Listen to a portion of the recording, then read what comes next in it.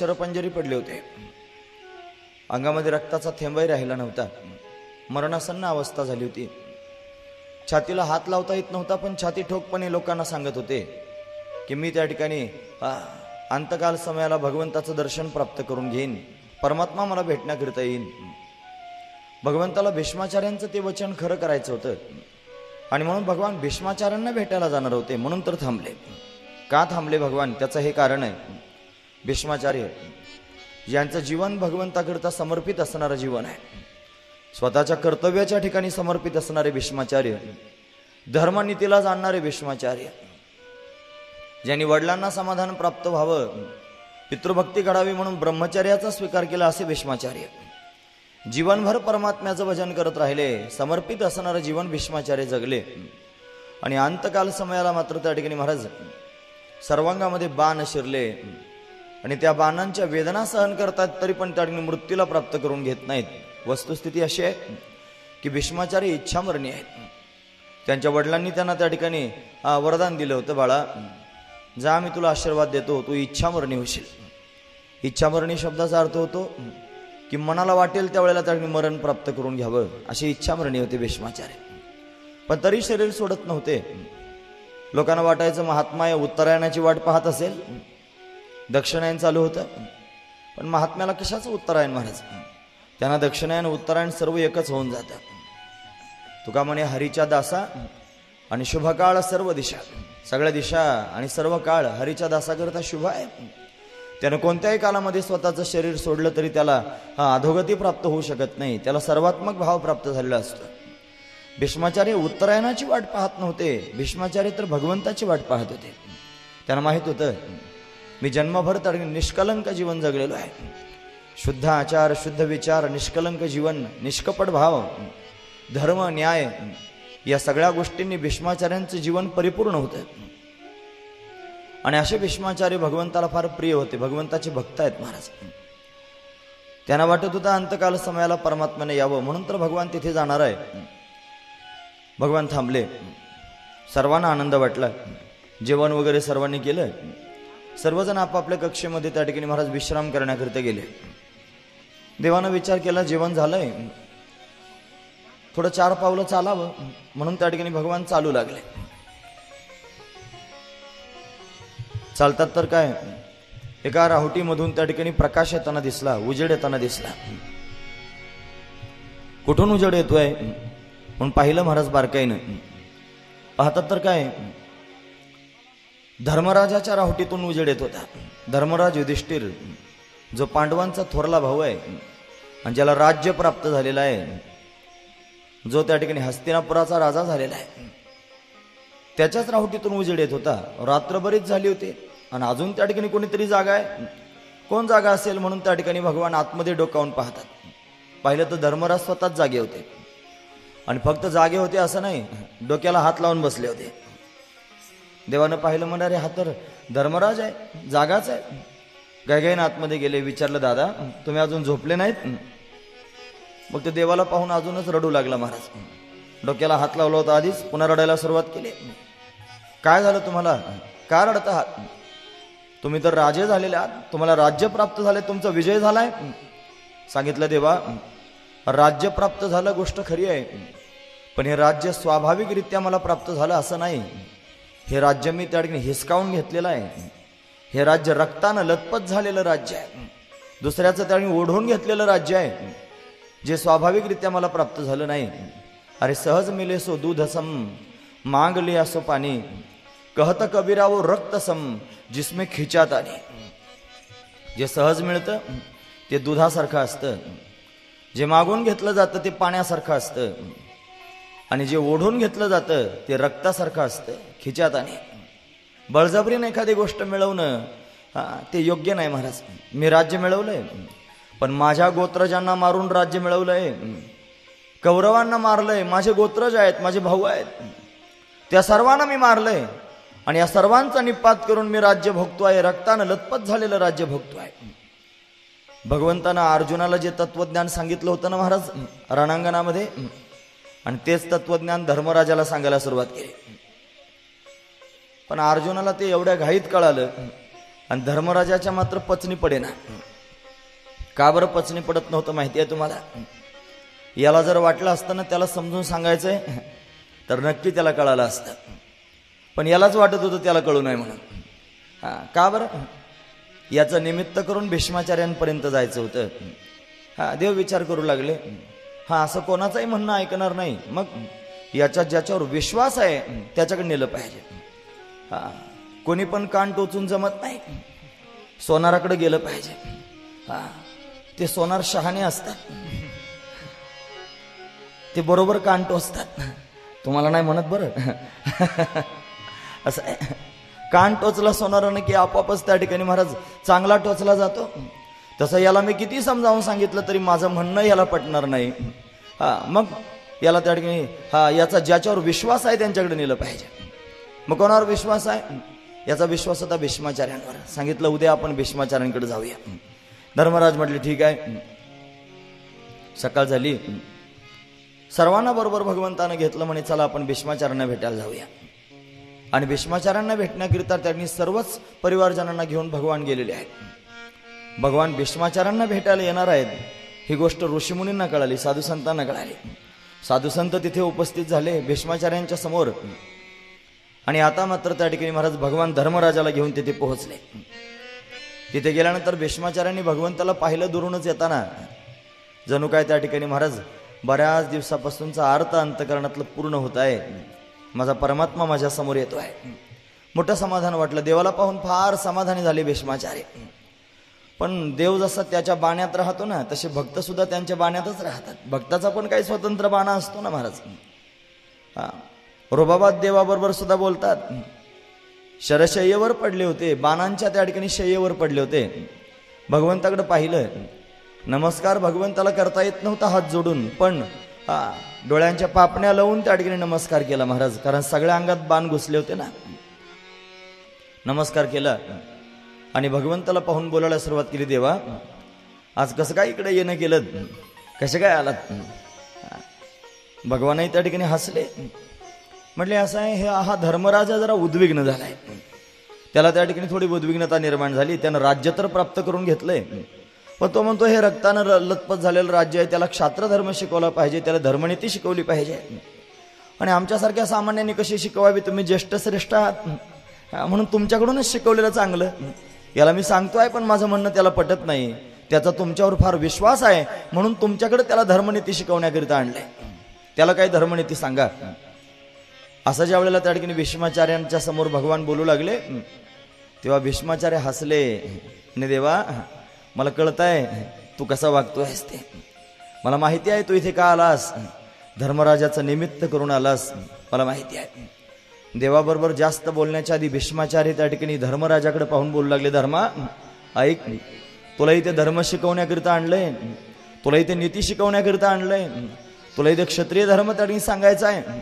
खरं सांगू, एका राजाचा धर्म जर खरा काय असेल तर तो धर्मच मी तुला सांगतोय. ऐक, तू ज्याच्या बरोबर आलास ना इथे, त्याला काय समजतोस?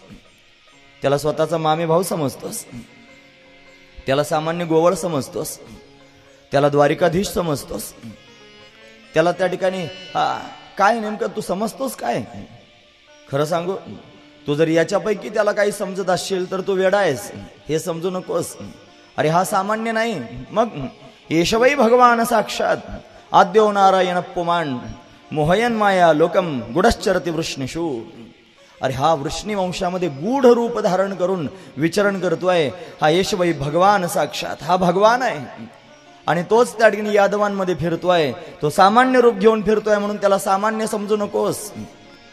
बरीच माणसं त्या ठिकाणी भगवंताला सुद्धा सामान्य समजतात. भगवानही गीतेमध्ये वर्णन करून सांगतात, लोक मला ओळखत नाहीत. अवजानंती माम मूढा मानुषीम तनुमाश्रिता. मी माणसाचं शरीर धारण केलंय म्हणून लोक मला माणूसच म्हणतात, पण वस्तुस्थितीत मी माणूस नाही, मी सगळ्या जगाचा नियंता आहे, सगळ्या जगाला चालवणार आहे. भगवान म्हणतोय, तो सूत्रधार आहे महाराज. तो त्या ठिकाणी मायेचा सूत्रचालक आहे. तो त्या ठिकाणी सगळी माया स्वतःच्या बोटावर फिरवतो आहे. असा असणारा तो जगाचा मालक आहे महाराज. यंत्रारूढा आणि मायया. त्याचं सौभाग्य मोठं त्या ठिकाणी महाराज विलक्षण आहे. तो गुणवान भगवान आहे. हा कोणालाही कळत नाही, कारण तो गूढ रूपानं विचरण करतो म्हणून गुढश्चरती वृष्णीषु. तुला जर खरंच धर्माचं पालन करायचं असेल आणि खरा धर्म जर शिकायचा असेल तर एक काम कर. तुझं राज्य करत असताना त्या ठिकाणी तू अखंड याचं स्मरण करता करता राज्य कर. हा सगळ्यात मोठा धर्म आहे. ज्याला राज्य करायचं असेल त्यानं त्या ठिकाणी भगवंताचं स्मरण करत त्याचं चिंतन करत राज्य करावं. राज्य सुरळीत चालेल. तो सगळ्यांचं हित करू शकतो. भगवंताचं चिंतन कर. आणि जर तुला माझं खोटं वाटत असेल की हा त्या ठिकाणी भगवान नाही म्हणून, अरे बघ ना, हा भक्तांवर करुणा करणार आहे, हा भक्तांवर कृपा करणार आहे, हा भक्तांचं मनोगत जाणणार आहे, हा भक्तांचं अंतकरण जाणून त्या ठिकाणी वागतोय. बघ ना, एवढ्या दिवसांपासून मी त्या ठिकाणी शरपंजरी पडलेलो आहे, काही माझ्याकडे शिल्लक राहिलं नाही, माझे प्राण त्या ठिकाणी जात नाहीत. त्याचं कारण एकच आहे की मी याची वाट पाहतो आहे. मला वाटत होतं यानं यावं आणि अंतकाल समयाला मी भगवंताला डोळे भरून पाहावं आणि त्याला पाहता पाहता मी प्राण सोडून द्यावेत. एवढीच माझ्या अंतकरणातली भूमिका होती, एवढीच माझ्या अंतकरणातली भावना होती, ती त्यानं जाणली. आणि बघ ना, हा तुला तत्वज्ञान सांगण्याकरिता आला असं नाही, तर मला दर्शन देण्याकरिता आलाय. तुला तत्वज्ञान तर घरी सांगता आलं असतं. एवढ्या घाईत अर्जुनाला तत्वज्ञान सांगितलं आणि त्याला ते पचलं सुद्धा. तुला रात्रभर समजावून सांगितलं तरी कळालं नाही. त्याचं कारण हेच होतं, यालाच तुला कळू द्यायचं नव्हतं, कारण माझ्यापर्यंत यायचं होतं. याच्याच मनामध्ये मला भेटायला येण्याची इच्छा होती. बघ ना, हा किती त्या ठिकाणी दयाळू आहे. तथापेकांत भक्तेषु पश्य भूप अनुकंपितम. एकांतामध्ये असणाऱ्या भक्ताला भेटण्याकरिता आला हे राजा. हे भूप, पश्य म्हणजे बघ, अनुकंपितम, त्याच्या पोटात किती अनुकंप आहे, किती प्रेम आहे. तो मला भेटण्याकरिता आलाय. सगळ्या लोकांना वाटत असेल धर्मराजाला तत्वज्ञान सांगण्याकरिता आला, पण नाही, हा मला भेटण्याकरिता आलाय. आणि सांगत होते ना सर्वांना, भगवान मला भेटायला येणार आहेत म्हणून. तुम्ही ऐकतात ना सर्वजण? लक्षपूर्वक ऐका. निदान परमार्थ करणाऱ्या माणसांनी तरी कान उंच करून ते ऐकावं. कारण परमार्थ करणारा मनुष्य छातीला हात लावून म्हणू शकतो की मरताना माझ्या समोर देव असेल, अंतकाल समयाला भगवान मला भेटायला येतील. छातीला हात लावून म्हणता आलं पाहिजे, पण ते सर्वांना नाही म्हणता येत. कारण कुठे ना कुठेतरी पाणी मुरत असतं, कुठं ना कुठेतरी दाळीत काळा असतं, आणि ते सगळ्यांना जरी माहीत नसलं तरी ज्याचं त्याला चांगलं माहीत असतं. कुठेतरी आपण आपल्या जीवनामध्ये चुकतो आणि ती चूक आपल्याला जन्मभर सलत राहते. ती चूकच कारणीभूत असते परमात्म्याने आपल्याला दर्शन द्यायला. आपण परमार्थ करतो पण अजून परमात्मा दर्शन का देत नाही? त्याचं कारण आपण कुठेतरी चुकीचं वागतो. विष आणि अमृत जर एकत्र घेतलं तर त्या ठिकाणी महाराज अमृताचा प्रभाव होत नाही, विषाचा त्या ठिकाणी त्याच्यात अंतर्भाव असतो ना. आपलं जीवन बऱ्याच ठिकाणी विषारी असतं, आपलं जीवन बऱ्याच ठिकाणी चुकीचं असतं. तुम्ही ऐकतात ना सर्वजण? माझं खरं बोलणं आहे ना, ते खरं बोलणं बऱ्याच वेळा जड जातं, पण ते वस्तुस्थितीचं बोलणं हे पण लक्षात ठेवा. राजरोज सांगतोय, लक्षपूर्वक ऐका. भीष्माचार्यांसारखं छातीला हात लावून म्हणा ना कधीतरी की मी शाश्वतीनं सांगतो की माझा भगवान अंतकाल समयाला मला भेटायला येईल. असं नाही कोणाला सांगता येत, भीष्माचार्यांना मात्र सांगता येत होतं, कारण त्यांचं जीवन तसं होतं महाराज. हा महत्वाचा विचार आहे. लोकांतात त्या ठिकाणी चांगलं वागणं एवढंच नाही, अरे एकांतात असताना सुद्धा त्या ठिकाणी स्वतःचे नियम कधी मोडू नयेत. जागृतीत त्या ठिकाणी नियम मोडत नाहीत असं नाही, स्वप्नात सुद्धा नियम मोडत नाहीत महात्मे. स्वप्न जरी पडलं तरी स्वप्नातही नियमबद्ध जीवन जगतात. केवढा मोठा भाव आहे. असं आपलं जीवन असलं पाहिजे. भीष्माचार्यांचं जीवन असंच होतं महाराज. म्हणून तर भगवान भेटायला गेले आणि समोर जाऊन उभे राहिलेल्या भगवंताला भीष्माचार्य बोलू लागले, म्हणे देवा मी या धर्मराजाला धर्मनीती सांगेन, मी सांगणार आहे त्याला, पण माझी एक विनंती आहे. म्हणे काय विनंती आहे? मला आधी वचन द्या. म्हणे कशाचं वचन? जोपर्यंत मी माझं शरीर सोडत नाही तोपर्यंत तुम्ही माझ्या समोरच उभं राहायचं. वचन देणार का? म्हणे हो देतो ना. सदैव देव प्रतीक्षताम यावदिदम कलेवरम हिनोम्यहम. जोपर्यंत मी माझं कलेवर म्हणजे शरीर सोडत नाही तोपर्यंत सदैव देव प्रतीक्षताम, प्रतीक्षा करा, वाट बघा, माझ्या मरणाची वाट बघा, तोपर्यंत इथेच उभे राहा. भगवान म्हणले ठीक आहे, तुमच्या अंतकाल समयापर्यंत मी असाच उभा राहीन. वचन घेतलं आणि मग देवाशी पुन्हा बोलायला सुरुवात केली. देवा एक विचारू? म्हणे काय विचारायचं? विचारा. म्हणे देवा खरं सांगू? बरंच काही बोलायचं होतं लांब लचक. एक वाक्य त्यांनी उच्चारलं. म्हणे देवा खरं सांगू म्हणे काय, हो मी जन्मभर कधीच पाप केलेलं मला आठवत नाही. भीष्माचार्य म्हणतात. अजून पुढचं बोलायचंय, पण ते पुढचं बोलणं व्हायच्या आतच देवानं ते थांबवलं आणि भगवान मध्येच म्हटले म्हणून तर मी आलोय. तुम्ही ऐकतात सर्वजण, लक्षपूर्वक ऐका. भीष्माचार्य म्हणले देवा मला जसं आठवतं तसं माझ्या जन्मात मी कधीच पाप केलं नाही. आणि त्यावर भगवान लगेच म्हटले म्हणून तर मी तुम्हाला भेटायला आलोय. मग पुन्हा भीष्माचार्य म्हणू लागले मग जर मी कधीच पाप केलं नाही तर मला ही अशी दुर्दशा का प्राप्त झाली, माझ्या सगळ्या अंगामध्ये बाण का शिरले असतील, का बरं मला एवढ्या वेदना सहन कराव्या लागल्या. भगवान बोलू लागले असं आहे, जरी पाप केलं नसलं ना तरी पाप झालेलं पाहिलं ना डोळ्यानं, ते पाहिलं तरी भोगायला येतं. इतकी सूक्ष्मता आहे कर्माची. माझी द्रौपदी भर सभेत आणली होती, तिला विवस्त्र करण्याचं काम सुरू होतं. ती व्याकुळ होऊन तुम्हाला म्हणत होती पितामह मला वाचवा. त्यावेळेला तुम्ही खाली माना घातल्यात आणि वरतून म्हणू लागलात आम्ही यांचं मीठ खाल्लंय, आम्ही यांचं अन्न खाल्लंय. द्रौपदीला तुम्ही सोडवलं नाही. पाप होताना पाहिलं म्हणून भोगायला आलं. पाप होताना पाहिलं तरी भोगायला येतं, केल्यानंतर किती भोगायला येतं. आणि खरं सांगू पाप करताना फार गंमत वाटते, फार मजा वाटते. ज्यावेळेला ते भोगायला येतं ना ते मानगुटावर बसून भोगायला लावतं. भोगावंच लागतं महाराज, ते भयंकर असतं पाप. केले कर्म झाले तेच भोग आले, उपजले मेले ऐसे किती. आपण कर्म करतो ना आपणच त्याने भोगतो महाराज. असे कितीतरी जन्माला येतात आणि मरतात. ज्याचं जीवन खरोखर सूत्रबद्ध आहे, ज्याचं जीवन एका चाकोरीत आहे, ज्याचं जीवन बंदिस्त आहे, ज्याचं जीवन धर्मनीतीनुसार आहे, जो पाप पुण्याला त्याने जाणून कर्म करतोय आणि तोच खऱ्या अर्थानं भगवंताला प्रिय होतो महाराज. नाही तर भोंगळ जीवन जगणारे किती लोक आहेत, जगतात म्हणून जगतात. तसं तर गुरंढोरही जगतात, त्यांना काय पाप पुण्य कळतं. पशु काय पाप पुण्य जाणती, उत्तम मध्यम भोग भोगिती. जनावरांना काय पाप पुण्य कळतं, माणसाला कळणार नाही याच्यात काय नवल आहे. म्हणतात एकदा साखरे महाराज त्या ठिकाणी उत्तर काशीची त्या ठिकाणी यात्रा करण्याकरिता गेले होते, काशी यात्रा, आणि बैलगाडी घेऊन गेले होते. तुम्ही ऐकतात ना सर्वजण, बैलगाडी घेऊन गेले. त्यावेळेला संस्थान होते, मोठे मोठे संस्थान. एका गावात मुक्काम पडला आणि तिथं मोठं संस्थान होतं. संस्थानिक तिथे होते काही, ते संस्थानिक स्वागत करायला आले. हे बैलगाडीत प्रवास होता ना, मग ते बैल त्या ठिकाणी नेले, तिथं सोडले, ती गाडी एका बाजूला उभी केली, मग महाराजांचं स्वागत केलं, आतमध्ये नेलं.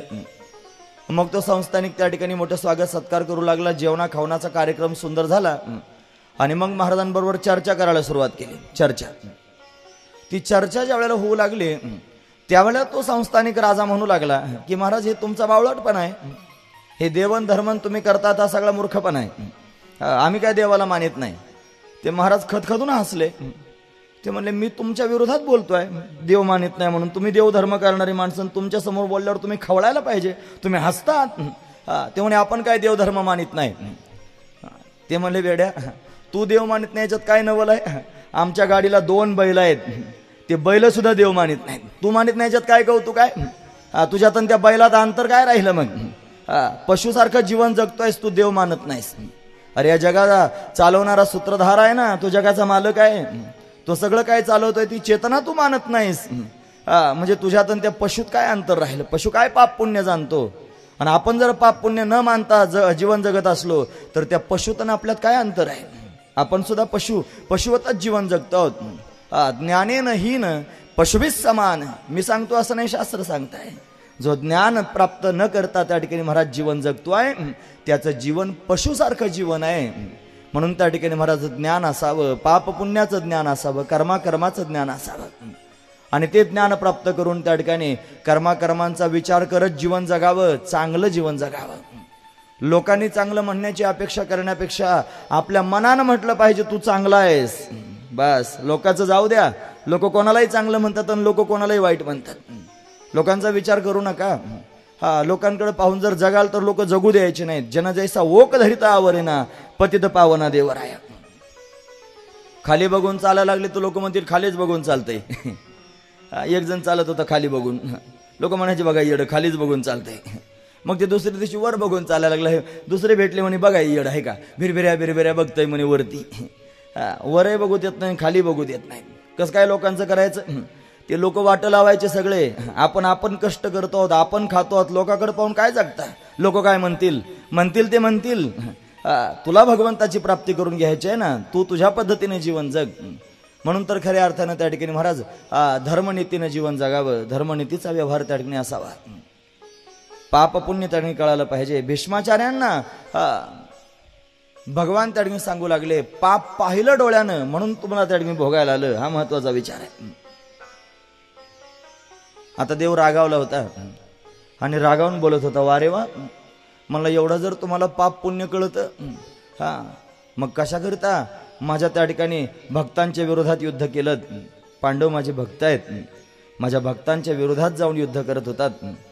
कौरवांच्या बाजूने युद्ध करत होतात. तुम्हाला धर्मनीती कळत होती ना, तुम्हाला जर पाप पुण्य कळत होतं ना, का शत्रू पक्षातून त्या ठिकाणी लढलात सांगा. भीष्माचार्य गहिवरले आणि सांगू लागले, देवा ऐक, माझं जीवन असं आहे, माझ्या बापानं मला आशीर्वाद दिलाय, तू इच्छा मरणी होशील, मला कोणी मारू शकत नाही. मला तूच काय, तुझा बाप जरी आला तरी मारू शकत नाही. देवाला म्हणतायत भीष्माचार्य, तो भीष्माचार्यांचा अधिकार आहे, मला कोणी मारू शकत नाही. पण ऐक, जर तुला वाटलं असतं ना मी मरावं, तर मला मरावंच लागणार होतं. कारण माझं जीवन माझ्या हातात नाही, माझं जीवन तुझ्या हातात आहे. तू जरी मला मारू शकत नव्हतास तरी सुद्धा तुला जर वाटलं ना मी मरावं, की मी ठरवलेलं आहे, ज्या दिवशी तुला वाटेल मी मरावं त्याच दिवशी मी मरावं. ऐकतात तुम्ही सर्वजण. आणि मी जर योगायोगानं त्या ठिकाणी पांडवांच्या बाजूने युद्ध करत असतो आणि पांडवांच्या बाजूने युद्ध करत असताना त्या ठिकाणी तुला जर वाटलं असतं मी मरावं, तर युद्ध करता करता मला मृत्यू प्राप्त झाला असता आणि मरताना मला डोळ्यासमोर कौरव दिसले असते आणि त्या कौरवांकडे पाहता पाहता मला प्राण सोडावे लागले असते. देवा खरं सांगतो, तुझ्या भक्तांच्या विरोधात युद्ध करायचे म्हणून युद्ध करत नव्हतो रे. मला युद्ध त्या ठिकाणी कौरवांच्या बाजूने करण्याचं कारण एवढंच होतं की मला वाटायचं कौरवांच्या बाजूने युद्ध करताना जर समजा तुला वाटलं मी मरावं, तर मला जर मरण आलं तर तुझ्याकडे पाहता पाहता मला मृत्यू प्राप्त होईल. कारण जसा मला समज त्या ठिकाणी प्राप्त झाली आहे ना, असाच विचार करतोय की अंतकाल समयाला कन्हैयाला पाहत पाहत प्राण सोडेन. पण तुला डोळे भरून पाहत पाहत मरण्याकरिताच जीवन जगत होतो रे कन्हैया, बाकी काही इच्छा नव्हती. मला एवढंच वाटत होतं की अंतकाल समयाला तू माझ्या डोळ्यासमोर उभा राहावास, म्हणून तर तुझी वाट पाहत होतो. मी मोठा भाग्यवान आहे, आज तू माझ्यासमोर प्रत्यक्ष उभा राहिलास. बरंचसं दोघांचं बोलणं झालं. आता भगवंताला काही बोलताच आलं नाही पुरा. भक्त सुद्धा असे असतात महाराज, कधी कधी देवाची सुद्धा बोलती बंद करून टाकतात. काही बोलता आलं नाही, आता काय बोलेल. खरं कारण सांगून टाकलं की बस तुझं मुख पाहता पाहता मला मृत्यू प्राप्त व्हावा म्हणून प्रतिपक्षाकडून लढलो. भीष्माचार्यांनी आता त्या ठिकाणी महाराज धर्मराजाला उपदेश करायला सुरुवात केली. दान धर्मान, राजधर्मान, मोक्ष धर्मान विभागशः श्रीधर्मान, भगवत धर्मान समाभ्यासत योगतः. अनेक प्रकारचे धर्म सांगितले. राजधर्म सांगितला, दान धर्म सांगितला, श्रीधर्म सांगितला, मोक्ष धर्म सांगितला, क्षात्र धर्म सांगितला. सगळ्या धर्मांचा उपदेश केला आणि उपदेश करून त्या ठिकाणी महाराज धर्मराजा संतुष्ट झाला. त्याला ते पचलं. भगवंताला वाटत होतं याला यांच्याच मुखातून ऐकवायचंय, ते ऐकवलं आणि धर्मराज संतुष्ट झाला. आणि आता भीष्माचार्य भगवंताचं स्तवन करू लागले. देवा बस मला समाधान प्राप्त झालं, माझ्या अंतकाल समयाला तू माझ्याजवळ उभा आहेस. पण माझी एक त्या ठिकाणी विनंती आहे रे. भीष्माचार्य स्तुती करतात भगवंताची. फार सुंदर स्तुती आहे महाराज, भीष्म स्तुती म्हणतात त्याला. भागवतामध्ये अनेक प्रकारच्या स्तुती पाहायला मिळतात. आपण सुरुवातीला पाहिलं ना, भागवत 4 प्रकारचं आहे. नंबर 1 त्या ठिकाणी महाराज त्या भागवतामध्ये स्तुती वर्णन करून सांगतात, त्या भागवतामध्ये गीत वर्णन करून सांगतात. असे त्या ठिकाणी उपदेशात्मक असणारे, घटनात्मक असणारे हे भागवत. वेगवेगळ्या घटनांमधून उपदेश घ्यायचा आहे, वेगवेगळ्या गीतांमधून उपदेश घ्यायचा आहे, वेगवेगळ्या स्तुतींमधून उपदेश घ्यायचा आहे. भीष्माचार्यांच्या स्तुतीतून उपदेश प्राप्त होणार आहे. काल पाहिलं आपण कुंतीनं भगवंताची स्तुती केली. नमस्ते पुरुषम त्वाद्यम ईश्वरम प्रकृते परम अलक्षम सर्वभूतानामांतर्बहिरवस्थितम. कुंतीनं केलेली स्तुती. तशी भीष्माचार्य स्तुती करतात आणि स्तुती करत हात जोडून त्या ठिकाणी देवाकडे पाहून बोलायला सुरुवात केली. देवा ऐक ना, माझी एक विनंती आहे. म्हणे काय? अरे मला एक मुलगी आहे, त्या मुलीचं मला लग्न करायचं आहे. पतीला आजपर्यंत कोणीच नवरदेव पसंत पडला नाही. हा, तिला तूच पसंत पडलास. हा, मी आता मरणार आहे. माझी जी मुलगी आहे ना, मला असं वाटतं माझ्या मुलीशी तू लग्न करावं. बाकीचे सगळे लोक होते ना ऐकणारे, चिडीचूप झाले होते महाराज. कोणी कोणाशी काही बोलत नव्हतं. हा, हळूच कुजबूज करायला लागले. नंतर काय कुजबूज करत होते माहिती आहे? म्हणे बघा म्हातारं मरता मरता खरं बोलायला लागलंय. अरे तर नैष्टिक ब्रह्मचारी याला मुलगी आहे म्हणताय. तुम्हाला नाही लक्षात आलं ना? ते म्हणत होते मला मुलगी आहे. माझ्या मुलीचं लग्न व्हायचंय, तिचं अजून लग्न झालं नाही, तिला कोणी पसंत पडलं नाही. मग लोक म्हणू लागले हे म्हातारं ब्रह्मचारी आहे आणि याला कशी काय मुलगी झाली. मग सगळ्या लोकांच्या मनातला भाव जाणून भीष्माचार्यांनी विश्लेषण द्यायला सुरुवात केली. ते सांगतात इति मतिरूप कल्पिता वितृष्णा सात्वत पुंगवे विभुम्नी. स्तुतीची सुरुवात आहे महाराज. इति मतिरूप कल्पिता वितृष्णा. मती म्हणजे बुद्धी. माझी जी बुद्धी आहे ही बुद्धीच माझी कन्या आहे, माझी मुलगी आहे. आणि माझ्या बुद्धीला आजपर्यंत जगातलं कोणी आवडलं नाही. माझ्या बुद्धीला जर कोण आवडलं असेल तर ते फक्त तुम्हीच आवडलात. कारण बुद्धीला तर परमात्मा आवडावा, बुद्धीने निश्चय करावा, हाच आपला पती असावा. म्हणून तर त्या ठिकाणी महाराज त्या बुद्धीचं दुसरं वैभव जगात कोणतं नाही, ते एकच आहे, परमात्म्याच्या चरणी स्थिर होणं. माऊली ज्ञानावर वर्णन करून सांगतात बुद्धीचे वैभव अन्य नाही दूजे. बुद्धीचे वैभव अन्य नाही दूजे. बुद्धीचे वैभव अन्य नाही दूजे. बुद्धीचे वैभव अन्य नाही दूजे. एका केशवराज सकळ सिद्धी. एका केशवराज सकळ सिद्धी. हरिमुखी म्हणा हरिमुखी म्हणा हरिमुखी म्हणा हरिमुखी म्हणा हरिमुखी म्हणा हरिमुखी म्हणा हरिमुखी म्हणा. बुद्धीचे वैभव अन्य नाही तुझे. एका केशवराजे सकल सिद्धी. बुद्धीचं दुसरं कोणतंच वैभव नाही महाराज. एका भगवंताच्या चरणी बुद्धीनं स्थिर होणं हे सगळ्यात मोठं बुद्धीचं वैभव आहे. माणसाची बुद्धी आज फार प्रगल्भ झाली महाराज, फार विचार करू शकते. बुद्धिमान माणसं आहेत, त्यांनी केवढे त्या ठिकाणी महाराज शोध लावले. अहो त्या बुद्धीने किती उडान घेतलं तरी ती प्रकृतीच्या कक्षेतच फिरू शकते महाराज.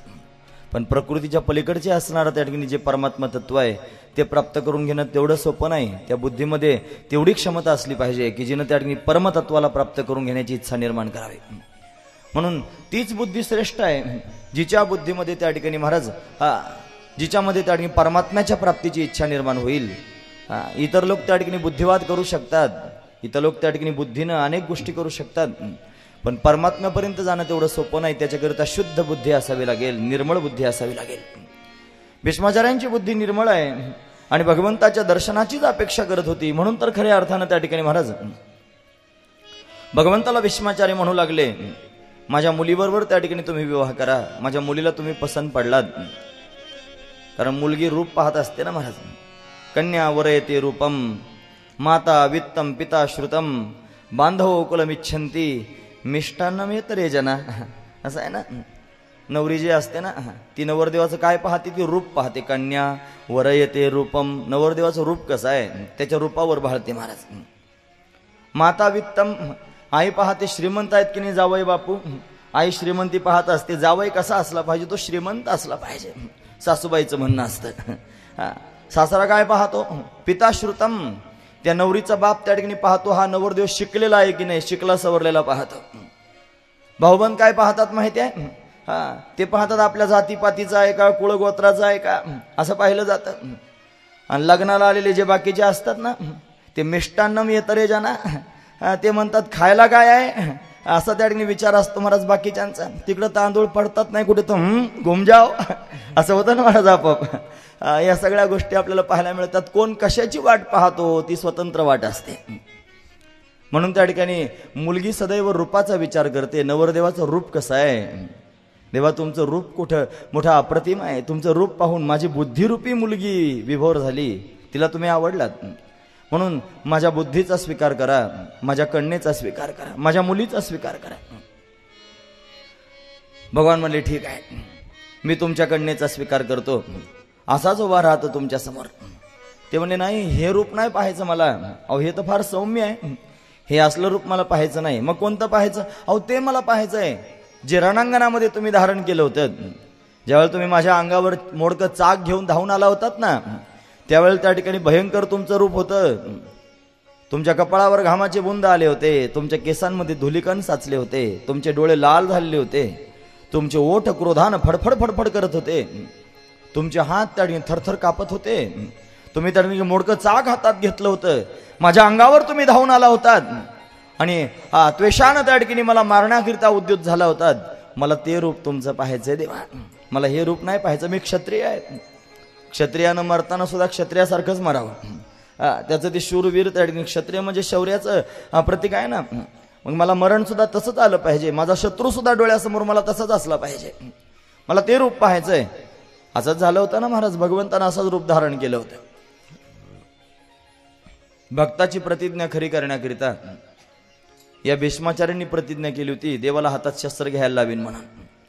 कारण ज्यावेळेला महाभारती युद्ध सुरू होणार होतं ना, ते महाभारती युद्ध सुरू होत असताना, सुरू व्हायच्या आधी दोघे जण गेले होते देवाकडे. दुर्योधन गेला होता आणि अर्जुन गेला होता, आणि दोघेही त्या ठिकाणी म्हणतो देवा आमच्या बाजूने युद्ध करा. भगवंतानं त्या ठिकाणी बोलायला सुरुवात केली, असा आहे मी निर्णय केलाय, महाभारती युद्ध होईल, कौरव पांडवांचं युद्ध होईल, त्याच्यामध्ये त्या ठिकाणी मी हातामध्ये शस्त्र घेणार नाही. माझी सेना एका बाजूने युद्ध करील आणि मी एका बाजूने थांबेल, हातामध्ये शस्त्र घेणार नाही. 4 नीतीच्या गोष्टी सांगेन. दोघेही विचारात पडले, नेमकं काय पाहिजे सांगा म्हणे कोणाला. दुर्योधनाबरोबर त्या ठिकाणी त्याचा मामा गेला होता, शकुनी मामा. हे मामा लोकांनी फार नाव खराब करून टाकलं महाराज. मामा असे बरेच मामा आहेत, कंस मामा, शकुनी मामा, अजूनही कोणता तरी मामा आहे, मारीच मामा, हे असले मामा. तो शकुनी बरोबर गेला होता, आणि तो शकुनी थोडासा अपंग होता महाराज. अपंग नव्हता, चांगला होता, पण त्यानं स्वतःच्या हातानं स्वतःच्या पायावर घाव करून घेतला होता जाणीव होण्याकरिता. खरं तर त्या ठिकाणी त्याचे 100 भाऊ धृतराष्ट्रानं धुरात कोंडून मारले होते. त्याला राग होता त्याचा. तो म्हणला माझे भाऊ मारतोस काय, तुझे सुद्धा पोरं मारून टाकीन म्हटला. म्हणून तो भाचे माराय करताच आला होता, स्पेशल अफगाणिस्तानातून आला होता. गांधार देश तिकडं आहे ना अफगाणिस्तानात, तिथून आला होता महाराज तो. आणि तिथे राहिला होता. या दुर्योधनाला त्या ठिकाणी मला तोच होता सांगायला, समजून सांगण्याकरता. तो म्हणला याला काय मागतोस म्हणला, हा 4 गोष्टी सांगेल म्हणा, नीतीच्या याचं काय करायचं, त्याची सेना तर युद्ध करील. दुर्योधनाला त्याचं म्हणणं पडलं, आणि दुर्योधन लगेच म्हणला तुमची सेना मला हवी आहे. देवाच्या सेनेचं नाव नारायणी सेना. काय नाव आहे? नारायणी सेना. ती नारायणी सेना घेऊन त्या ठिकाणी महाराज भगवान अशा पद्धतीने युद्ध करत होते. ती सेना देऊन टाकली दुर्योधनाला, आणि भगवान त्यांनी एकटा अर्जुनाला प्राप्त झाला. अर्जुनाने सांगितलं देवा तुम्ही माझ्या बाजूने राहा. भगवान म्हणले पण 4 नीतीच्या गोष्टी सांगेन, फक्त हातात शस्त्र घेणार नाही. म्हणे चालेल देवा. बस प्रतिज्ञा केली देवानं, मी हातात शस्त्र घेणार नाही. भगवंताची प्रतिज्ञा भीष्माचार्यांनी ऐकली दुर्योधनाच्या मुखातून. दुर्योधन सांगायला गेला, तो म्हणला भीष्माचार्य पितामह, आज तर त्या कन्हैयानं प्रतिज्ञा केली. म्हणे काय प्रतिज्ञा? अशी आहे की हातामध्ये शस्त्र धारण करणार नाही, महाभारती युद्धामध्ये हातात शस्त्र घेणार नाही. भीष्माचार्य विचार करायला लागले, वा रे वा, तुम कहो शस्त्र बिन हरू सब भूमी भार. तू म्हणत असशील शस्त्र वाचून सगळ्या भूमीचा भार हलका करीन. तो हमको क्षत्रिय ना गिने, आम्ही काय क्षत्रिय नाहीत, बिगर शस्त्राचा आम्हाला मारणार, असा विचार भीष्माचार्यांनी केला. आणि दुर्योधनाच्या समोरच प्रतिज्ञा केली महाराज, वासुदेव कर चक्र न धरहू तुमको मुख न दिखाऊं, लाजत है मेरी गंगा जननी शंतनु सुतन कहाऊं. वासुदेव कर चक्र न धरहू तुमको मुख न दिखाऊं. हे दुर्योधना, जर वासुदेवाला हातात चक्र घ्यायला लावलं नाही तर तुला परत तोंड दाखवणार नाही. लाजत आहे मेरी गंगा जननी शंतनु सुतन कहाऊं. प्रतिज्ञाच करून टाकली. भीष्माचार्यांनी केलेली प्रतिज्ञा सगळ्यांनी ऐकली, आणि भगवंतानं सुद्धा ऐकली की भीष्माचार्यांनी प्रतिज्ञा केली मला हातात शस्त्र घ्यायला लावीन म्हणून. काय निर्णय करायचा तो त्याच वेळेला केला देवानं. पण आता युद्धाला जर सुरुवात होणार आहे ना महाराज, युद्धाला त्या ठिकाणी सुरुवात झाली. घनघोर युद्ध होऊ लागलं. या युद्धामध्ये त्या ठिकाणी सगळे कौरव मारले जाऊ लागले. दुर्योधनाला मोठी चिंता वाटू लागली. अरे 5च पांडव आहेत पण कौरवांना मारतायत, काय करावं काही कळेना. सेनापती पद त्या ठिकाणी भीष्माचार्यांकडे होतं. हे त्या ठिकाणी युद्ध करतायत पण यांनी युद्ध करून सुद्धा त्यांनी एकही पांडव मारला जात नाही. काय करावं. दुर्योधन रागावला आणि रागावून भीष्माचार्यांच्या समोर गेला. बऱ्याच काळापर्यंत युद्ध झालं होतं आणि रागावलेला दुर्योधन भीष्माचार्यांच्या मुखकमलाकडे पाहून बोलू लागला, तुम्हाला लाज वाटत नाही? आमचं अन्न खाता म्हणला आणि शत्रूच्या बाजूने त्या ठिकाणी युद्ध करता, शत्रूच्या हिताचा विचार करता. भीष्माचार्य महाराजांना तर पारितोषिकच मिळाल्यासारखं झालं. कारण दुर्योधन बोलत होता ना, लाज वाटत नाही म्हणला. हे शब्द दुर्योधनाचे आहेत. अरे ज्याने सगळं जीवन देऊन टाकलं हस्तिनापुराच्या गादी करता, ज्यानं जीवनभर त्यांचं संरक्षण केलं आणि ते त्या ठिकाणी म्हणू लागले लाज वाटत नाही, काय करावं आता. भीष्माचार्य म्हणले, अरे दुर्योधना, मी प्राणपणाला लावून युद्ध करतोय आणि ते पांडव मारले जात नाहीत, त्याला मी काय करू. कौरवच मारले जात आहेत. पण तुला जर असंच वाटत असेल की मी त्या ठिकाणी पांडवांच्या हिताचा विचार करतोय तर ऐक, मी भीष्म गंगानंदन भीषण प्रतिज्ञा करतो की उद्या सूर्यास्तापर्यंत निष्पांडवी पृथ्वी करीन. निष्पांडवी पृथ्वी म्हणजे 5ही पांडव मारून टाकीन सूर्यास्तापर्यंत. दुर्योधनाला फार बरं वाटलं, आता हे पांडवांना मारणारच. पण अक्कल कमी होती ना थोडी. कमी अक्कल असले की घोटाळा होतो महाराज. त्यानं तिथं विचारायला सुरुवात केली. काही गरज नव्हती प्रश्नचिन्ह उभं करायची. साधू संतांच्या वचनावर कधी प्रश्नचिन्ह उभं करायचं नाही महाराज. त्यांचा शब्द जर पाळला नाही, त्यांच्या शब्दावर जर प्रश्नचिन्ह उभं कराल, निश्चित अनर्थ होणार, 100% आघाटीत घडणार. हे तेवढंच खरं आहे. काळ्या दगडावरची रेघ आहे.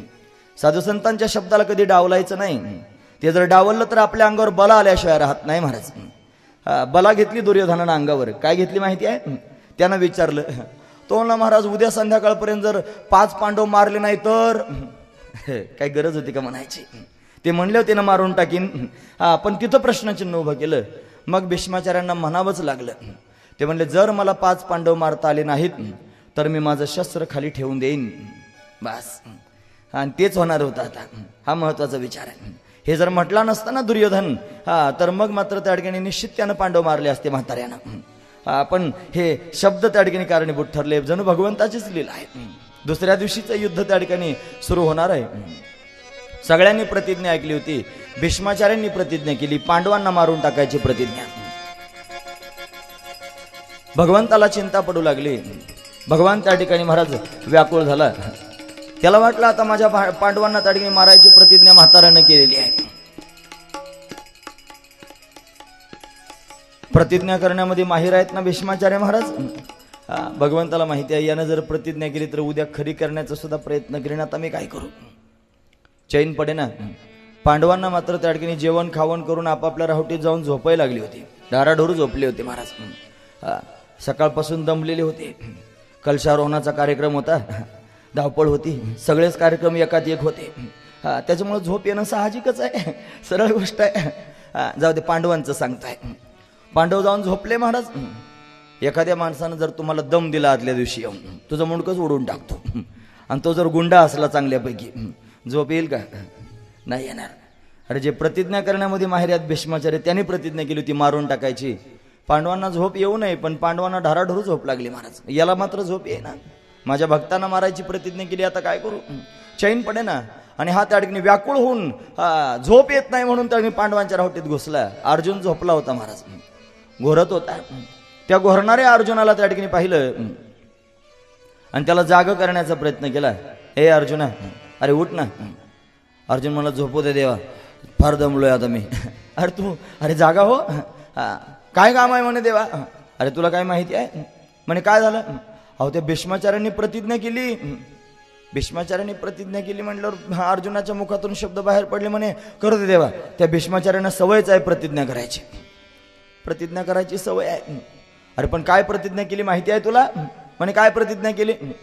अरे तुम्हाला मारण्याची प्रतिज्ञा केली, पांडवांना मारण्याची प्रतिज्ञा केली. मग अर्जुन थोडा सावध झाला आणि डोळे चोळत चोळतच देवाकडे पाहू लागला. म्हणे देवा, अरे आजपर्यंत आम्हाला मारण्याची प्रतिज्ञा काय थोड्या लोकांनी केली, सगळे लोक त्या ठिकाणी आम्हाला मारण्याकरिता टपलेले आहेत, आम्हाला कोणी मारू शकलं काय? म्हणे ते खरं आहे. आणि काय रे, ते भीष्माचार्य जर आम्हाला मारण्याची प्रतिज्ञा करतात, मग तू काय करू नयेस? हे अर्जुनाचे शब्द फार महत्वाचे आहेत महाराज. मला वाटतं हे शब्द ऐकण्याकरिताच देव तिथे गेला होता, कारण त्याला हेच ऐकायचं होतं. ही अनन्यताच फार महत्वाची आहे. ते जर आम्हाला मारण्याची प्रतिज्ञा करतात, मग तू काय करू नयेस? असं ऐकलं आणि मग मात्र भगवंताला कळालं, बस आता यांना आपल्याला सांभाळावंच लागणार आहे. जे देवावर भार घालून असतात ना महाराज, भगवान त्यांना सांभाळतो. तुकोबाराय वर्णन करून सांगतात, तुका म्हणे भार घातली आवरी, तुका म्हणे भार घातली आवरी, तुका म्हणे भार घातली आवरी, तुका म्हणे भार घातली आवरी, भार घातली आवरी, तुका म्हणे भार घातली आवरी, तुका म्हणे भार घातली आवरी, तुका म्हणे भार घातली आवरी. होईल कैवारी नारायण, होईल कैवारी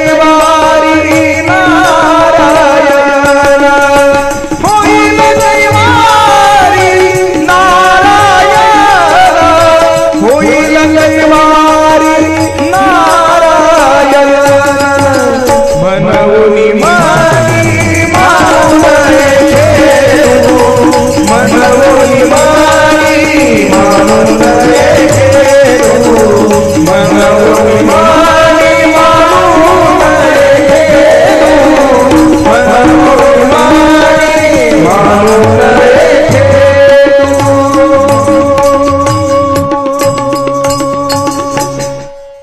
तुका म्हणे भार घातल्यावरी, हे होईल कैवारी नारायण, नारायण कैवारी होईल, धावून येईल. कधी भार तर घालून बघा. अर्जुनानं जणू भार घातला देवावर, देवा तू काय करू नयेस. झोपला परत अर्जुन. साधू संत निवांत असतात महाराज, काही चिंता नसते. त्यांना माहिती आहे ना माझा भगवान सगळं काय करणार आहे, त्याला सगळं काय करता येतं. गोष्ट म्हणून ऐकू नका, कथा म्हणून ऐकू नका, मी सांगतोय म्हणून ऐकू नका. त्यातला भाव ऐका ना. तो भाव असाच आहे की फक्त अर्जुनाच्याच जीवनामध्ये संकट होतं असं नाही, पांडवांच्याच जीवनामध्ये प्रतिकूलता होती असं नाही. प्रत्येकाच्या जीवनात प्रतिकूलता असते. त्या प्रतिकूलतेनं तरी निदान देवाला आठवा. त्याला जर आठवाल आणि त्याच्यावर जर भार घालाल तर भगवान सगळ्या संकटातून बाहेर काढेल, सगळ्या दुःखातून त्या ठिकाणी बाजूला करील. तो त्यांनी सांभाळेल. अमाहरीच्या दासा काही भय नाही त्रैलोकी, देव उभा मागे पुढे उगे कोडे संकट. भगवान सांभाळेल. आता मात्र भगवंताला चैन पडेना. पांडव तर झोपे गेले. मग देवाला माहित होतं या भीष्माचार्यांनी दुर्योधनाच्या बायकोला बोलावलं होतं. तिचं नाव भानुमती. तिला सांगितलं होतं उद्या सकाळी मला तुझ्याशी काय बोलायचंय, तू जरा लवकर मला भेटायला ये. ती म्हटली होती ठीक आहे. हे देवाला माहित होतं. भगवान त्या ठिकाणी हाच विचार करून द्रौपदीकडे गेले महाराज. द्रौपदी म्हणले, द्रौपदी उद्या सकाळीच आपल्याला भीष्माचार्यांना भेटायला जायचं, पहाटे लवकरात लवकर, अंधार आहे तेच जायचं आहे. तू सुचिरभूत होऊन त्या ठिकाणी सौभाग्य अलंकार परिधान करून लवकरात लवकर ये. द्रौपदीने पण भगवंताचं म्हणणं ऐकलं. द्रौपदी ही 5 पांडवांची एकटीच पत्नी. तिने सौभाग्य अलंकार परिधान केले, सुचिरभूत होऊन त्या ठिकाणी महाराज भगवंताच्या समोर आली. पहाटेच त्या ठिकाणी निघाली जाण्याकरिता भीष्माचार्यांच्या राहुटीकडे. आज भीष्माचार्य ठरल्या नियमाप्रमाणे जागे झाले होते. स्नान संध्या आटोपून त्या ठिकाणी महाराज भगवंताचं ध्यान करत होते. आणि फक्त ध्यान करत होते असं नाही, भगवंताशी बोलत होते, त्याच्याशी संवाद साधत होते. डोळे बंद करून भगवंताला आठवून त्याच्याबरोबर बोलत होते महाराज. काही मेसेज पाठवत होते. त्याला पाठवता येतो ना, तुम्हाला पण येईल पाठवता. तुम्ही कधी प्रयत्नच करत नाहीत. कधीतरी डोळे बंद करून बसा ना आणि 5-10 मिनिटं बसून त्या मनातली मनात देवाबरोबर बोलायला सुरुवात करा. तुमच्या मनात काय असेल नसेल खरडून पुसून त्याला सांगा की मला असं वाटतंय. तुमचा मेसेज पोहोचेल महाराज त्याच्यापर्यंत. कारण त्याला काय ही सामान्य असली रेंज आपल्याला मिळते, असल्या रेंजची काय गरज नाही. तो सगळीकडेच गच्च भरलेला आहे. त्याला सगळं ऐकू येतं. बिनु पदचल हो सुन हो बिनु काना. त्याला बिगर पायाचं चालता येतं, बिगर हाताचं काम करता येतं, बिगर कानाचं ऐकता येतं, डोळे नसताना पाहता येतं, त्याला सगळं करता येतं. मग तुमचंही म्हणणं ऐकेल. भीष्माचार्य स्वतःचा निरोप पाठवत होते, देवा ऐक, मी माझा धर्म म्हणून, माझं कर्तव्य म्हणून काल प्रतिज्ञा करून बसलो की मी उद्या निष्पांडवी पृथ्वी करीन सूर्यास्तापर्यंत. पण मला माहिती आहे पांडव तुझे भक्त आहेत आणि तुझ्या भक्तांना सांभाळण्याची जबाबदारी तुझी आहे, माझी नाही. मी माझं काम करणार आहे, तू तुझं काम कर. देवाला जणू सांगत होते, तुझ्या भक्तांना सांभाळण्याची जबाबदारी तुझी. सांगतच होते महाराज. इतक्यात भगवान तिथे त्या ठिकाणी गेले, द्रौपदीला बरोबर घेऊन. इकडेच द्रौपदीला त्या ठिकाणी सांगितले, हे बघ काही नियम आहेत तिथपर्यंत जाण्याकरिता. म्हणे काय, ते पायातले जोडे आधी काढून दे माझ्या हातात, ते जर वाजले तर ते जागे होतील ना बाबा. डोळे बंद करून बसलेले आहेत. ते जोडे घेतले आणि बगलात ठेवले महाराज स्वतःच्या. देवानं डोक्यावर घोंगडी घेतली होती काळी, हातामध्ये कंदील घेतला होता. एका हातात कंदील, एका हाताच्या बगलेमध्ये त्या ठिकाणी महाराज द्रौपदीचे जोडे. तिला सांगितलं लांब लचक पदर डोक्यावर घ्यायचा, तुझं मुख त्यांना दिसता कामा नये. आणि समोर गेल्यानंतर त्या ठिकाणी बांगड्यांचा आवाज करत करत नमस्कार करायचा, म्हणजे त्या ठिकाणी त्यांना कळेल कोणीतरी सुवासीन आलेली आहे. आणि तोपर्यंत बोलायचं नाही जोपर्यंत ते काही बोलत नाही. एवढे नियम सांगून टाकले महाराज. याला कृष्ण नीती म्हणतात. ही अशी नीती त्याला करता येते आणि तो असाच करतो महाराज. त्याला सगळं काय कळतं, त्याला दूरचं सुद्धा कळतं. तुम्हाला माहिती आहे, याला त्या ठिकाणी पांडवांना वाचवायचं होतं म्हणून हत्तीच्या पिलाचं नाव त्यानं अश्वत्थामा ठेवलं होतं. द्रोणाचार्यांच्या मुलाचं नाव अश्वत्थामा आहे ना, पण हत्तीच्या पिलाचं नाव अश्वत्थामा ठेवलं आणि ते हत्तीचं पिलूच तिकडं मारून टाकलं होतं. त्यांना माहित होतं असा द्रोणाचार्य मरायचा नाही. त्याला मारण्याकरिताच हे त्या ठिकाणी भगवंतानं नियोजित केलेलं कार्य होतं. असाच आहे महाराज भगवान. तिला सगळं समजावून सांगितलं. द्रौपदी भीष्माचार्यांच्या समोर गेली. भीष्माचार्य ध्यान करतायत, भगवंताशी बोलतायत. द्रौपदी गेली आणि द्रौपदीनं त्या ठिकाणी महाराज बांगड्यांचा आवाज करत करत नमस्कार केला. तो नमस्कार केल्याबरोबर त्याने भीष्माचार्यांना कळालं कोणीतरी नमस्कार करायला आलं आणि सुवासिनी स्त्री आहे, ज्या अर्थी बांगड्या वाजतात. भीष्माचार्यांनी त्या ठिकाणी तिचं मुख न पाहताच तिला आशीर्वाद देऊन टाकला, अखंड सौभाग्यवती भव. बस भीष्माचार्यांच्या मुखातले शब्द ऐकल्याबरोबर द्रौपदीनं पदर थोडासा बाजूला केला आणि भीष्माचार्यांना म्हणू लागली, पितामह वा, मला आशीर्वाद दिलात अखंड सौभाग्यवती भव. मला सांगा ना, काल तुम्ही केलेली प्रतिज्ञा खरी समजू की आज दिलेला आशीर्वाद खरा समजू? तुम्ही काल प्रतिज्ञा केली माझ्या 5ही नवऱ्यांना मारण्याची, अरे आज मला अखंड सौभाग्यवती भाऊ आशीर्वाद देतात, नेमकं काय खरं समजू? भीष्माचार्यांना पेच पडला. आता काय सांगू हिला, नेमकं काय खरं होणार आहे? काही बोलता येईना. रागावले आणि रागावून द्रौपदीला म्हणले, द्रौपदी कुलवान स्त्रिया एवढ्या रात्री अपरात्री त्या ठिकाणी अंधारात अशा फिरत असतात, एकटी कशी काय आलीस? शांत व्हा म्हटले. एकटी नाही आले, मग माझा सेवक आहे ना माझ्या बरोबर. आणि कुठे तुझा सेवक? खाडकन आसनावरून उठून उभे राहिले. दरवाजापर्यंत गेले. दरवाजाच्या बाहेर पाहू लागले. हा सेवक उभाच होता महाराज. हा भक्तांचा सेवक आहे, हा दासांचा दास आहे. हा त्यांचे जोडे वागवतो, हा त्यांच्याकरता वाटेल ते करायला तयार होतो. हा तिथे उभाच होता. भीष्माचार्य जवळ गेले. अंधार होता ना महाराज, रात्र काळी होती, त्याच्यात त्या ठिकाणी घोंगडी काळी होती, त्याच्यात माझा श्यामसुंदरही काळाच होता. त्याच्याजवळ गेले, तो दिसेच ना. मग काय केलं माहिती आहे? त्याच्याच हातातला कंदील घेतला आणि तो कंदील घेऊन त्या ठिकाणी महाराज त्याच्या मुखकमलावर धरला आणि त्या कंदिलाच्या प्रकाशामध्ये श्यामसुंदराचं मुख पाहिलं. नकाशिकांत भगवंताला पाहिलं. अरे बगलेमध्ये जोडे धरलेले आहेत द्रौपदीचे. एका हातात कंदील घेऊन उभा आहे, डोक्यावर काळी घोंगडी घेऊन उभा आहे आणि भगवंताला पाहिलं. भीष्माचार्य गहिवरले, हृदय भरून आलं आणि भगवंताबरोबर काहीच बोलले नाहीत महाराज. वळाले आणि वळून द्रौपदीकडे पाहतात आणि द्रौपदी बरोबर बोलायला सुरुवात केली. द्रौपदी, तू मला प्रश्न विचारलास ना, माझी कालची प्रतिज्ञा खरी होणार आहे की आजचा आशीर्वाद खरं होणार आहे? ऐक, मी तुला सांगतो, माझी कालची प्रतिज्ञा नाही खरी होणार. जर खरं झालं तर माझा आजचा आशीर्वाद खरा होईल. त्याचं कारण एवढंच आहे की ज्याला हा सांभाळतो त्याला जगात कोणी मारू शकत नाही. हा ज्याला सांभाळतो त्याला जगातलं माझ्यासारखे हजारो भीष्माचार्य जरी आले तरी तुझ्या पतींना कोणी मारू शकत नाही, कारण त्यांना हा सांभाळतोय. देव राखी तया मारील तो कोण? कोण मारील? कोणी मारू शकत नाही. निश्चिंत राहा, तुझ्या पतींना कोणी मारू शकत नाही. आणि मग भगवंताशी बोलायला सुरुवात केली. देवा, तुमचा महिमा अपरंपार आहे, तुमची लीला अपरंपार आहे. तुम्ही त्या ठिकाणी सगळ्या जगावर कृपा करणारे आहात, भक्तांचा सांभाळ करणारे भक्तवत्सल आहात. मला तुमचा महिमा कळाला. आता युद्धक्षेत्रामध्ये मी माझं काम करणार आहे आणि तुम्ही तुमचं काम करा, असं दोघांचं ठरलं. आणि युद्धाला त्या ठिकाणी सूर्योदय झाला. युद्धाला सुरुवात होणार आहे. पांडव त्या ठिकाणी आपापल्या रथात बसून युद्ध करण्याकरिता आले. भीष्माचार्य रथात बसून युद्ध करण्याकरिता आलेले आहेत. महाराज, समोरासमोर दोन रथ त्या ठिकाणी उभे राहिलेले आहेत. अर्जुन आणि भीष्माचार्यांचा रथ समोरासमोर आहे. भीष्माचार्य रागावलेले आहेत. युद्ध करण्याची त्या ठिकाणी तयारी आहे. महाराज, एक बाण त्या ठिकाणी भीष्माचार्यांनी सोडला, भगवंताच्या चरणारविंदाजवळ जाऊन पडला. जणू नमस्कार करतात, देवा मी तुला नमस्कार करतोय. आणि मग भीष्माचार्यांनी बाणामागून बाण मारायला सुरुवात केली. अर्जुन बाणांचा वर्षाव करतोय. भीष्माचार्य अर्जुनाचे बाण चुकवतायत. अर्जुन त्या ठिकाणी महाराज बाण मारू लागला. भीष्माचार्य स्वतःचं संरक्षण करू लागले. भीष्माचार्य इकडून बाणांचा वर्षाव करत आहेत. अर्जुन स्वतःचं संरक्षण करतोय. एका बाणानं अर्जुनाच्या मस्तकावरचा मुकुटच उडवला. महाराज, अर्जुन त्या ठिकाणी भयभीत होऊ लागला. एक एक बाण त्यांनी अर्जुनाला स्पर्श करून जाऊ लागला. एका बाणानं त्या ठिकाणी अर्जुनाच्या दंडाला स्पर्श केला. अर्जुन रक्तभंबाळ होऊ लागला. एक बाण त्या ठिकाणी अर्जुनाच्या हृदयाचा ठाव घेऊ पाहतोय. अर्जुनाला बाण लागलेला आहे. अर्जुन त्या ठिकाणी मूर्छित पडण्याच्या अवस्थेमध्ये त्या ठिकाणी आहे. महाराज, कृष्ण कृष्ण म्हणत त्या ठिकाणी अर्जुनानं रथामध्येच त्या ठिकाणी अंग टाकलेलं आहे. भगवंतानं पाहिलं, माझा भक्त संकटात आहे, आता काय करू. हा म्हातारा त्या ठिकाणी ऐकत नाही. भगवंतानं सर्वत्र पाहायला सुरुवात केली. भयंकर क्रोध भगवंताला आला. रथातून खाली उडी मारली भगवंतानं. इकडे इकडे भगवान पाहू लागले. काय करावं काही कळेना.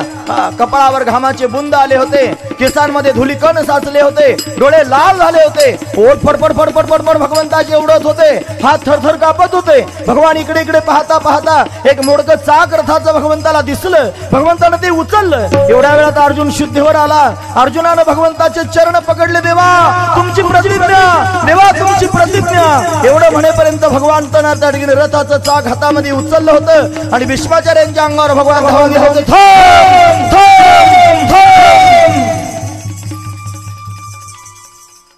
भयंकर प्रसंग निर्माण झाला होता. महाराज, भीष्माचार्यांच्या अंगावर भगवान धावून गेला होता. थांब, माझ्या भक्ताला मारतोस, थांब. भीष्माचार्य पाहत राहिले.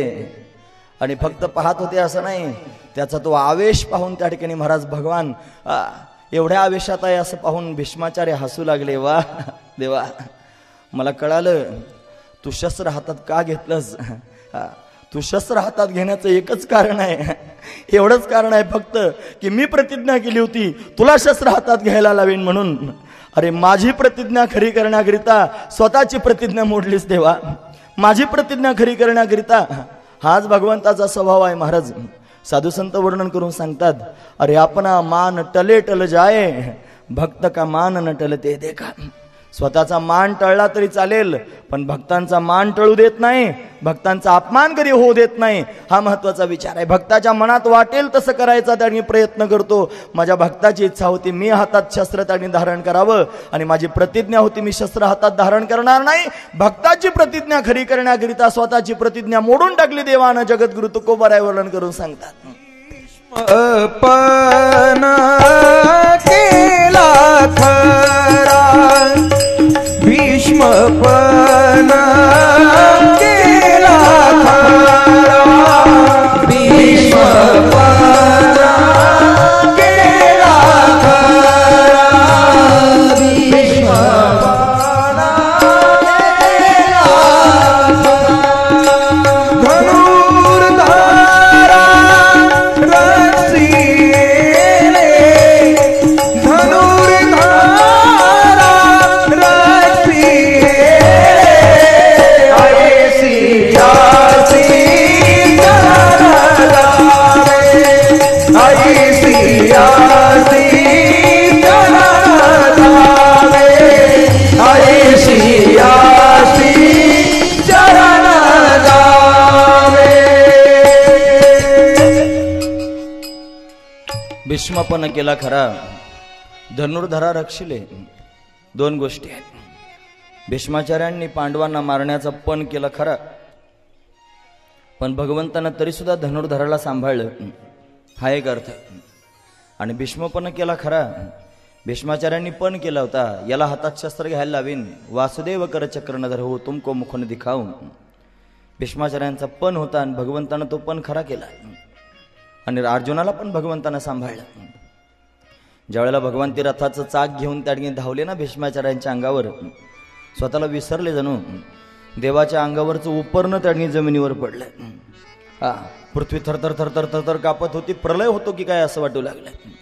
ते उपरणं जणू त्या ठिकाणी पृथ्वीला सांगतोय, काही चिंता करू नकोस, प्रलय होणार नाही, भूकंप होणार नाही, काही होणार नाही. अगं हे तर त्या ठिकाणी जगाच्या मालकानं आपल्या भक्ताची प्रतिज्ञा खरी करायची म्हणून स्वतःची प्रतिज्ञा मोडली, म्हणून असं होत आहे, काही चिंता करू नकोस. ते उपरणं पृथ्वीला समजावून सांगत होतं. हा त्यातला भाव आहे महाराज. देवानं प्रतिज्ञा मोडली. अरे प्रतिज्ञा करून त्या ठिकाणी शब्द देऊन माघारी घेणारा जो मनुष्य असतो ना, तो लज्जास्पद कार्य करतो, थुकून चाटतो ना महाराज. हे जसं आहे ना तसंच आहे ते. शब्द देऊन त्या ठिकाणी प्रतिज्ञा करून त्यानं प्रतिज्ञा मोडली. ही पृथ्वी आहे ना भगवंताची पत्नी आहे, पृथ्वी भगवंताची पत्नी आहे. ते उपरणं तिच्यावर पडलं ना, साधू संत भाव सांगतात का बरं पडलं. ते पृथ्वीनं ओढूनच घेतलं म्हणतात. ते स्वतःचं तोंड लपवू लागले. म्हणे का बरं तोंड लपवत्या.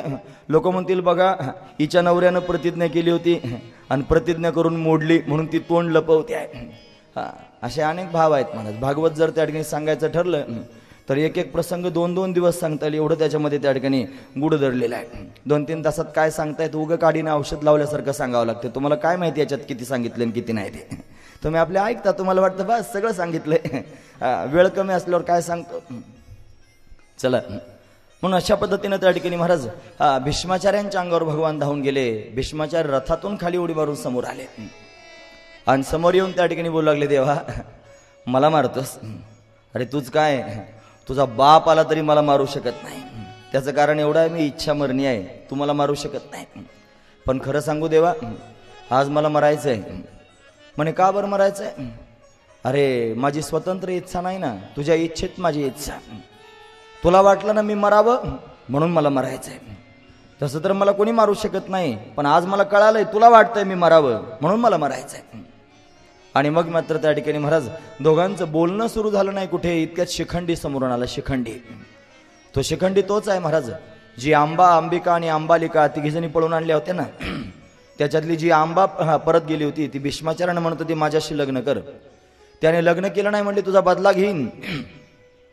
तीच आंबा त्या ठिकाणी स्वतःचं शरीर परिवर्तित करून आली होती, ती शिखंडी झाली होती. आणि भीष्माचार्यांना माहित होतं ही स्त्री आहे आणि स्त्रीवर शस्त्र चालवायचं नाही असा क्षत्रियाचा नियम आहे. म्हणून तर त्या ठिकाणी महाराज जे बुजदिल असतात ना ते स्त्रियांवर हात उगारतात. क्षत्रिय कधी स्त्रियांवर हात उघडीत नाही. क्षत्रिय कधी स्त्रियांवर शस्त्र चालवित नाही. हा नियम आहे क्षत्र धर्माचा. म्हणून त्या ठिकाणी स्त्री आणि हिच्यावर शस्त्र चालवायचं नाही. म्हणून भीष्माचार्यांनी त्या ठिकाणी माघार घेतली आणि अर्जुन तिथेच उभा होता. भगवंतानं आज्ञा दिली बाण मार. पाहतोस काय, पाहता पाहता अर्जुनानं बाण मारले आणि भीष्माचार्यांच्या सर्वांगात बाण घुसले. शरशय्येवर भीष्माचार्यांना पडावं लागलं आणि अशा पद्धतीने भीष्माचार्य शरपंजरी पडले. ते भीष्माचार्य देवाला म्हणतात, देवा ते मोडकं चाक हातात घेऊन माझ्या अंगावर धावून आला होतास ना, त्यावेळेला जसं तुझं स्वरूप होतं तसं मला दाखव, ते मला पाहायचंय, ते माझ्या बुद्धीला आवडलंय, ते मला पाहायचंय. भगवानही गहिवरला म्हणे बघा कशी भक्त असतात, मला कशी आकुळून धरतात, असंच पाहिजे, असंच दाखव, असंच करायचंय. असं असावं ना महाराज. भक्तानं सुद्धा ठरवून ठेवावं, खाईन तर तुपाशी नाही तर राहीन उपाशी, असे काही माणसं असतात ना. तसं भक्तानं सुद्धा देवाला म्हणो, देवा अंतकाल समयाला तुला पाहायचंय, मरेन तर तुला पाहता पाहताच मरेन, असा भाव अंतकरणात असावा. भीष्माचार्याने स्वप्न पाहिलं होतं, देवानं माझ्या समोर उभं राहावं, मरताना देव माझ्या डोळ्यासमोर असावा. तुम्ही ऐकतात ना सगळेजण, तुमच्यापैकी किती लोकांना मरायचं नाही? तुम्ही ऐकतात ना पण सगळेजण, मरायचं नाही अशा लोकांनी हात वर करा.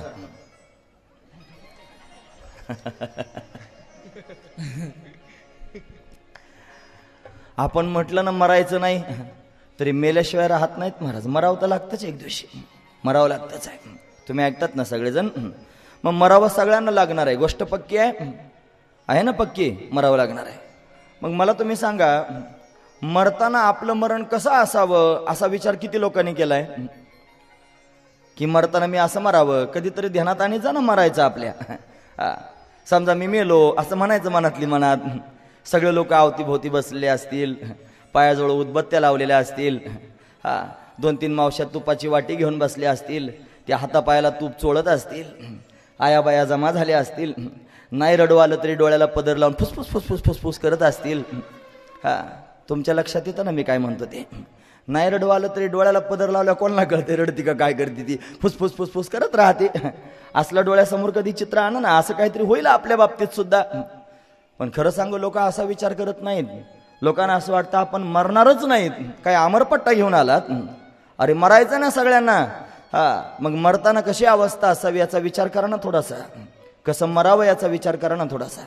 हे भागवत कशाला ऐकायचंय? ते भागवत मरावं कसं शिकण्याकरताच ऐकायचंय. आपण पहिल्या दिवशीच ते श्रवण केलं. म्हणून जर खरंच मरणार असाल तर कसं मरावं हे कळालं पाहिजे. आणि ते मरण शिका. हे मरण असं मरावं लागतं.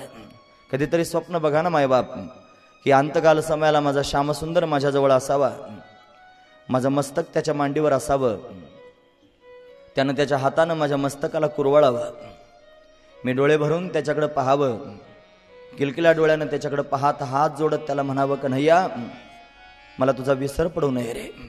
हे नाथ मैं आपको भूलू नहीं. हे देवा मला तुझा विसर पडू देऊ नकोस रे.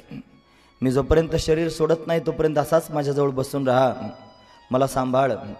आणि त्या भगवंतानं त्या ठिकाणी महाराज माझी ती अवस्था पाहून मला हृदयाला लावावं, आणि त्यानं हृदयाला लावल्याबरोबर माझे प्राण निघून जावेत. मी असं स्वप्न पाहतोय आणि म्हणून तुमच्यासमोर सांगतोय. तुम्ही ऐकता सर्वजण? मायबाप सगळ्यांनी असंच स्वप्न बघा. असं स्वप्न सर्वांनी पाहिलं पाहिजे की अंतकाल समयाला भगवंतानं जवळ यावं, आपलं मस्तक त्याच्या मांडीवर असावं, त्यानं आपल्या मस्तकाला कुरवाळावं, आणि डोळे भरून आपण भगवंताकडे पाहावं. आपल्या मुखातून त्या ठिकाणी श्याम श्याम श्याम नामाचा त्यांनी उच्चार व्हावा, आणि त्याच्याकडे पाहता पाहता त्यांनी आपले प्राण निघून जावेत. किती मंगलमय असणारं मरण असेल, किती श्रेष्ठ असणारं मरण असेल. नाही काही तर निदान संकल्प तर करा. संकल्प करायला काय खर्च लागेल? लोक काही गोष्टी करत नाही म्हणे खर्च लागेल. याला काय परमार्थ करायला कुठे खर्च लागत असतो का? याला काही दमडी मोडावं लागत नाही, रुपया खर्चावा लागत नाही, नोट मोडावं लागत नाही, काही करावं लागत नाही. मनातली मनात फक्त विचार करायचा आहे की असं व्हावं. एवढा जरी विचार केला तरी पण त्या ठिकाणी तो संकल्प होईल आणि तो भगवंतापर्यंत पोहोचेल. कारण त्याला सगळं ऐकू येतं ना, त्याला सगळं कळतं. तो ऐकेल ना तुमचं म्हणणं. आणि खरंच जर आपल्या जीवनामध्ये तशी स्थिती निर्माण झाली आणि भगवंतानं जर आपलं म्हणणं ऐकलं तर अंतकाल समयाला येईल ना महाराज. माणसं मरतात आणि त्यांना वाटतं पोरानं मांडी दिली पाहिजे. काय करतो त्या पोराच्या मांडीला? जाऊ दे, फार खाली येऊन बोलण्यापेक्षा त्या ठिकाणी महत्वाचं बोललं पाहिजे. पण समाज असाच आहे महाराज. समाज ह्याच पद्धतीनं त्या ठिकाणी वागत असतो. आमचा आधी म्हणलं, महाराज तुम्ही तुमच्या स्टाईलनी कथा सांगा, आमच्या स्टाईलनी सांगू नका. त्याचं ते म्हणणं माझ्या लक्षात राहिलं. पण मी माझ्या स्टाईलने जर कथा सांगायला लागलो तर कोणीच कथा ऐकायचं नाही. ते म्हणतील काहीतरीच सांगताय. म्हणून बऱ्याच वेळेला सगळ्यांच्या स्टाईलनी बोलावं लागतंय. तुम्हाला कळतं ना मी काय म्हणतो ते? नाही लोकांनी ऐकलं मग काय करू? मला वेगवेगळे पवित्रे करून लोकांच्या पोटात घुसवावं लागतं हे सगळं.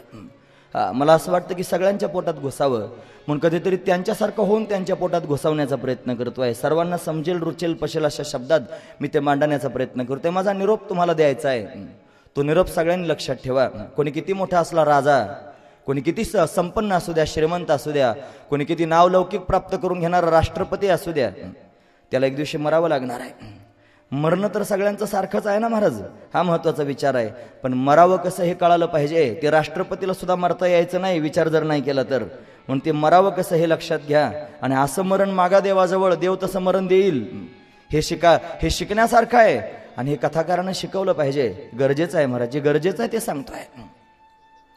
डॉक्टरनं पेशंटला औषध देत जावं, पण पेशंटला आवडेल असं द्यावं की पेशंटला बरं वाटेल असं द्यावं?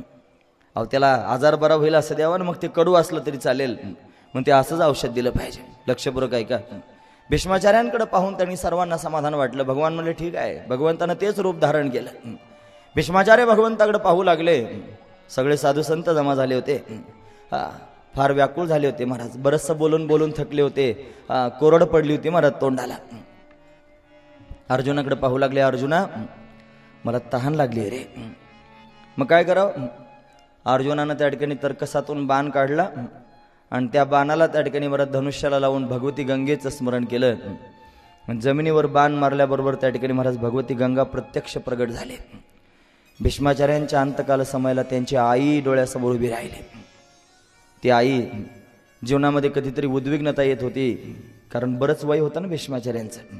दमले, थकले, उद्विग्न झाले, चिंता दूर झाले की गंगेच्या काठावर जायचे आणि माते माते म्हणून हाक मारायचे आणि ती भगवती गंगा प्रत्यक्ष प्रगट व्हायची आणि भीष्माचार्यांबरोबर बोलायचे. अंतकाल समयाला त्या आईची आठवण आली, म्हणून तर तहान लागली म्हटले. गंगा प्रगट झाली, भीष्माचार्यांच्या मुखारविंदामध्ये गंगाजल त्या ठिकाणी जाऊ लागलं. किती दिव्य गोष्ट आहे बघा ना. मरण किती मंगलमय आहे. जगाचा मालक भीष्माचार्यांच्या समोर उभा आहे. नंबर 2 संत महापुरुष भीष्माचार्यांच्या जवळ उभे आहेत. नंबर 3 भगवती गंगा प्रत्यक्ष प्रगट झालेली आहे. नंबर 4 सगळे आपतच डोळ्यासमोर उभे आहेत. नंबर 5 उत्तरायण सुरू झालेलं आहे. आणि अशा मंगलमय प्रसंगामध्ये त्यांनी भीष्माचार्य भगवंताकडे पाहतात. भगवंताला पाहता पाहता डोळ्याच्या माध्यमातून भगवंताला हृदयापर्यंत नेलं आणि डोळे बंद करून घेतले. महाराज हृदयामध्ये भगवंताला साठवलं आणि सर्वांच्या समोर पाहता पाहता भीष्माचार्यांची प्राणज्योत निघाली आणि भगवंताच्या मुखारविंदामध्ये विलीन झाली. साधू संतांनी जयघोष केला. साधो साधो साधो म्हणून ताडीने घोष करू लागले. संत महात्मे असंच शरीर सोडतात महाराज. झाकल्या घटीचा दिवा काय झाला केधवा. जसं त्या ठिकाणी महाराज शरीर सहज सोडून देतात, किती सहज सोडतात शरीर. असं शरीर सोडून दिलं. पांडवांनी त्या ठिकाणी भीष्माचार्यांचा अंत्यविधी केला. माघ शुद्ध अष्टमी, भीष्माष्टमी म्हणतात त्याला. भीष्माष्टमीला त्या ठिकाणी शरीर सोडलं. पांडवांनी अंत्यविधी केला. धर्मराजानं भावंडांकडून अंत्यविधी करून घेतला, कारण जो राजा झालेला असतो ना त्याला कोणाचा अंत्यविधी करण्याची आज्ञा नसते, म्हणून त्यानं भावंडांकडून अंत्यविधी करून घेतला. पांडव फार रडले महाराज. फार दुःख झालं पांडवांना.